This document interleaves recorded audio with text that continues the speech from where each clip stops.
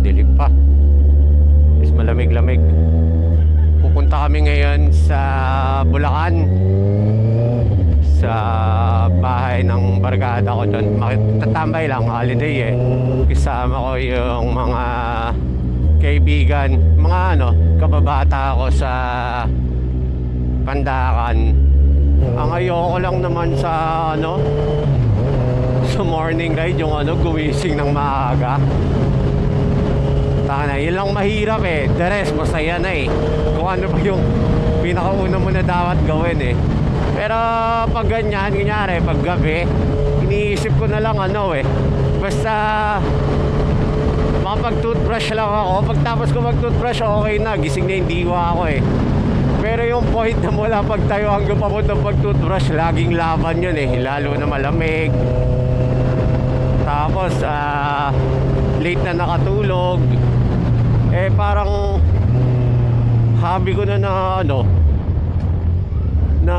late na rin matulog palagi. Parang ng mga recent kapag may lakad ng maaga, iniisip ko na matulog ng maaga kasi nga para enough yung rest. Kaso tangina, parang kaka-pressure ko sa sarili ko na makatulog ng maaga dahil nga hindi naman talaga yun yung body clock ko. Mas lalong nalilate yung tulog ko. Parang tinanggap ko na lang na hindi rin malilate rin naman ako matulog eh. So hindi ko na pinipressure. Kung makatutulog ako ng alas 2, tulog ako ng alas 2. Tapos kahit gigising akong 4:30, alas 5, alas 2 pa rin ako tutulog. Basta may tulog lang. Tapos yun nga, yung excitement mo naman yung magpapagising sa'yo eh. So okay na rin. Parang simula ng ganun yung mindset na iniisip ko. Mas naging relax na ako. Kumbaga tinanggap ko na lang na hindi ako makakatulog ng maaga. Fresh ng gising. Yung mga kasama ko pala, mga scooter yung dala nila. So mangyayari, gusto ko rin gusto ko rin sana mag-scooter para relax lang. Pero meron dalawang bagay ba't di ako makapag-scooter. Una, galing pa akong Las Piñas, so dadaan ako expressway. Pangalawa, wala akong scooter. Binenta ko na yung scooter ko dati. So ayun, ngayon bali sa amin, na-expressway muna ako. Tapos meet up namin doon sa Pandakan, mag-service road na kami. Pero naman holiday naman ngayon so maluwag-luwag yung kalsada kahit service road, national highway.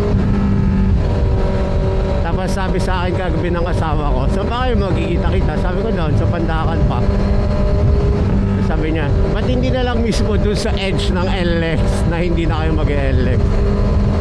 Tapos sabi ko sa kanya, yun nga yung point ng group ride magkakasama kayo di kung mauuna rin pala ako, di sana dumiretso na lang ako sa Bulacan. Expressway all the way na. Pero iba rin kasi yung feeling ng magkakasama kayong magbabarkada sa group ride Parang lakas lang din makarelax.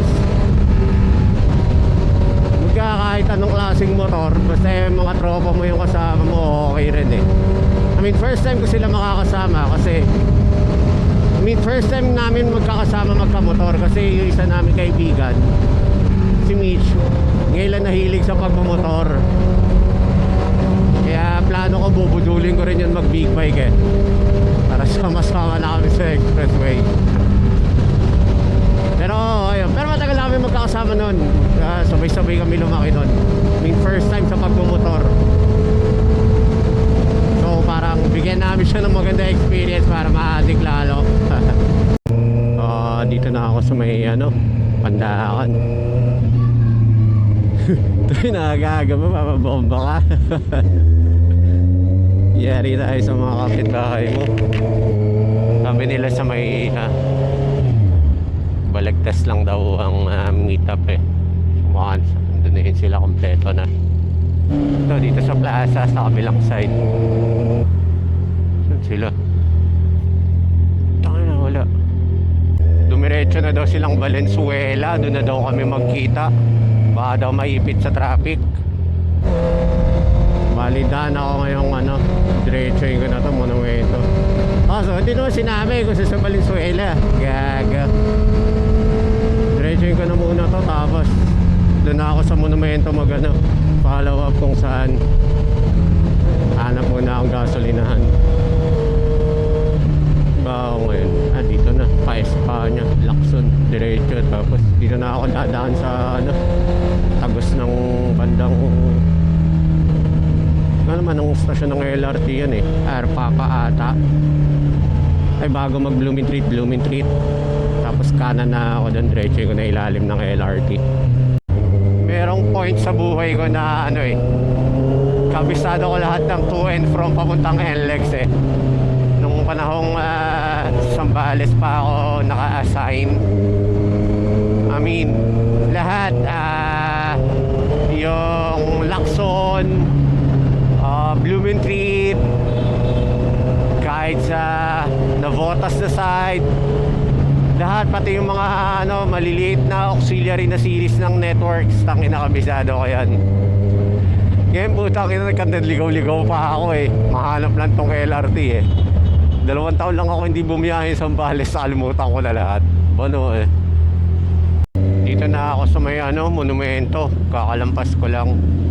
Sa na daw kami magkita, SM Valenzuela. 9 minutes sabi dito sa Waze. Lapit na. Hindi ko lang kung saan dito pero tangina SM yun Kita mo naman kung wala SM na yun 800 meters. Kaya sila banda tumambay doon. Kita ko na.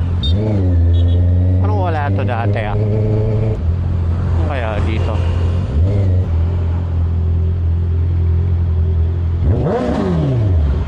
Tangina, ang dami! Saya! Kaya na motor yan,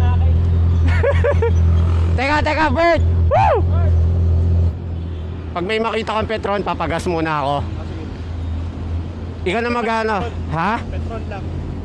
Petron, Ingat. Ingat. Dami takinan sa'yo. Ingat, buti nakahabol ka. Alert po ako sa vlog. Ano? Alert po ako sa vlog.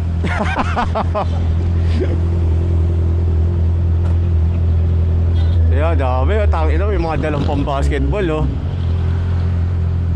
Bali, ayan, ano bang lineup namin? Isang PCX, isang ADV, Airblade, X-Max, tsaka Bristol Image. Di ko alam anong variant ng Bristol yun pero yung yung style na classic, parang panlaban nila sa Pasio. Ito na pala yung boundary ng Bulacan, Valenzuela. May kawayan.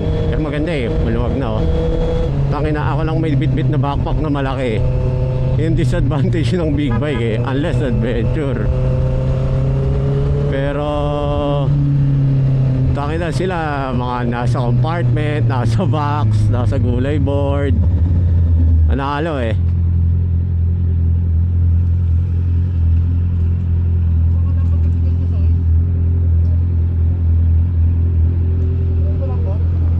Gulong? Okay lang.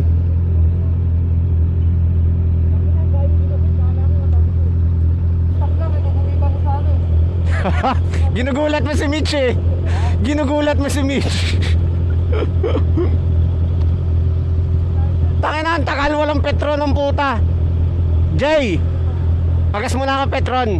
Sinabi ako si Robert.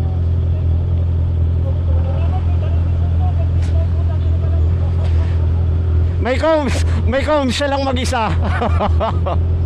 Si EJ, kala ko di sasama Ganda ng ADB ni Rudy. Okay, pasok Mitch, box out yan. Dito na pala yung LRT may progress rin pala Hindi ko lang nakita to ano na pala structure na pala talaga Bali, ano na kami, Bukawi. Ganun lang, Bukawi na. Okay rin kasama ko lang pag mga scooter kasi I mean, kapag sinabing relax riding, talagang relax riding eh. Ayan, Petron, nakita na sila. Tangin na makapagpagas din. Pero tagal din ng 2 bars ko, Las Piñas pa. Mukhang aabot pa hanggang ano to eh, Malolos eh.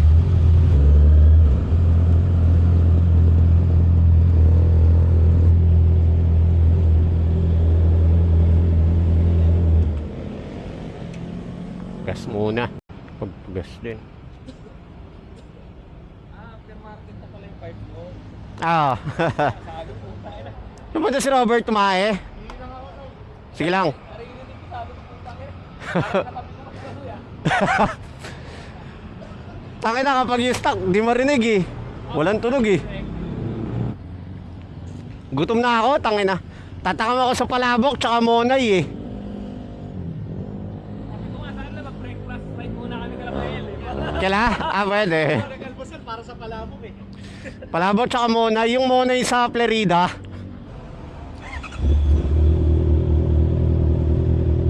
Bigat.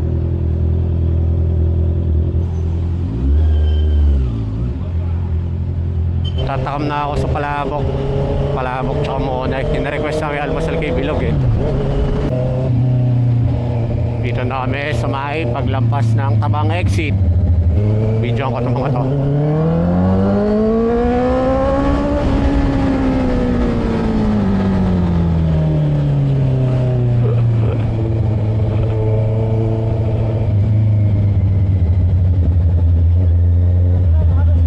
Binidyoan lang kita.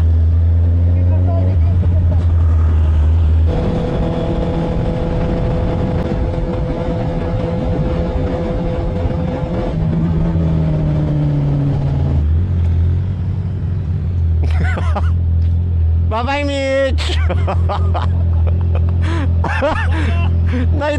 nakita ko na malayo pa lang. Takina, bulob niya eh. Diretso. Ha? Ay, oo nga, no. Balik tayo. Binidyoan ko lang kayo eh. Kaya inunahan ko kayo eh. Una kayo. Dito? Ano gagawin namin dito?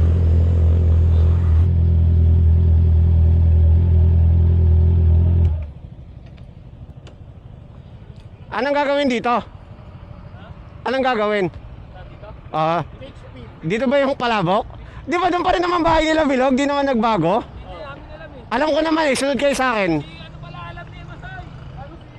Ako alam ko kung saan. Alam ko kung saan yung pin ng bahay nila Bilog. Ako na magano. Alam ko doon yung likuan nun eh. Sir, alam din na yun. Elisa, lutok sa vertical clearance. Ikaw, alam mo papunta kay Bilog? Ako na. Sundan nyo na lang ako. Hindi naman sila lumipat ng bahay, di ba? 2.4 yung vertical clearance. Ano yung mga endurance? Hindi bagay si Melizar sa motor niya eh. Takita. Lager si Elisa rin. Hindi pala nila money pin. Yun yung dati pa namin pinuntahan eh. Hindi naman lumipat ng bahay sila Bilog eh. Malapit na. Tara.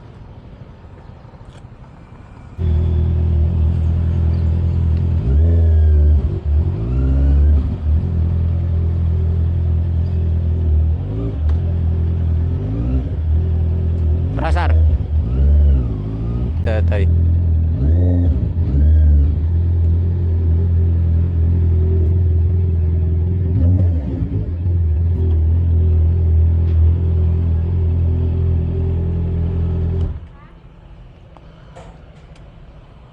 Pabiling palabok. Pabili mong palabok. Pwede na to dito? Sa'yo to, di ba?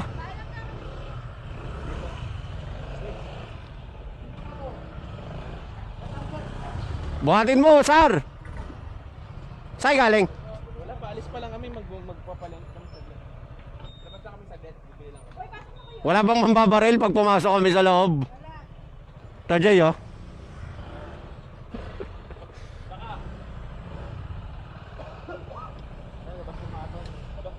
Bakit? Sundan mo yun sa akin. Tangin na parang Tetris, ah.